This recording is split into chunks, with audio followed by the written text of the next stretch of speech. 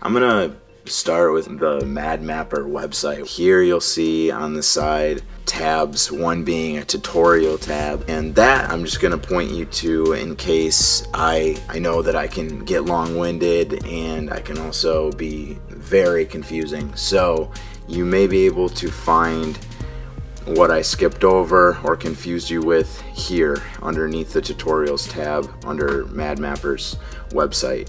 Another thing I wanted to say while I was on the site is that MadMapper works with other programs to be extremely intuitive. So all of these programs that you see listed here are something that we're not going to be using, but you should know that they're there, and they make MadMapper more of an intuitive piece of software. So let's launch MadMapper.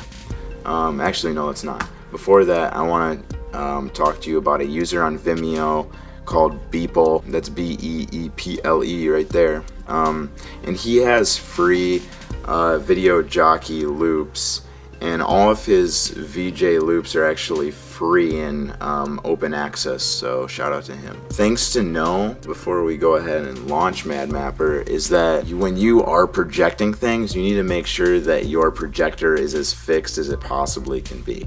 The reason for this is because there's no way to really calibrate the image that you have, so you need to make sure that you measure out how far away your projector is, or in that case, leave it where it's at. Leave it be, leave it static. So that's the first thing. The second thing is you need to understand that MadMapper in and of itself is not a nonlinear editing system, meaning that you cannot edit actually in the program.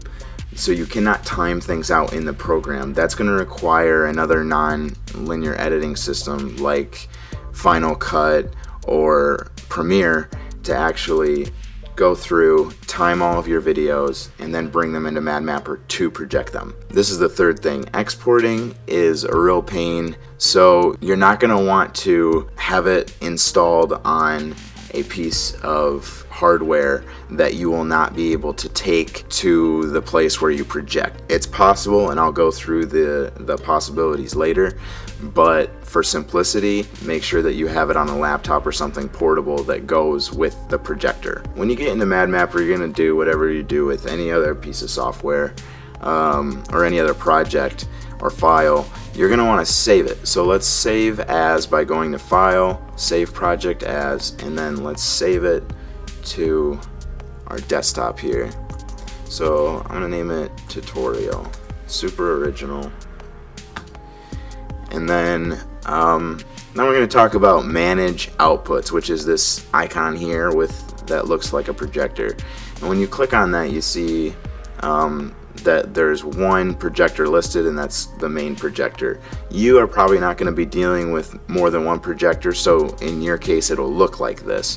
When you click on the main projector, it'll give you the resolution, it'll give you the orientation of which your projector is set up, and then it'll give the destination, which you will select in this drop down. This gear icon here, moving along, is Manage Master Settings, and this basically helps you set up the projector and by adjusting different attributes of the projection. So for example, you can highlight the background color so that if you are projecting on a dark color, you can highlight that background and then see what you're projecting. In correlation to this, you can actually throw a test pattern onto the screen so that you can see exactly where the projection is lining up.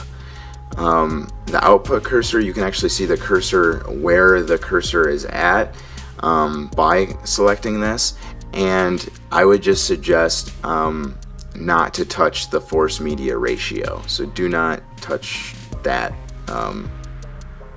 these options. I warned you. Audio in level, that's going to be your audio output, and then background and mask are going to be similar to what you see here on the projection and the Manage Master Settings for the projector. Right here, this light bulb, don't worry about it. We don't have Mad Light, therefore we will not use it.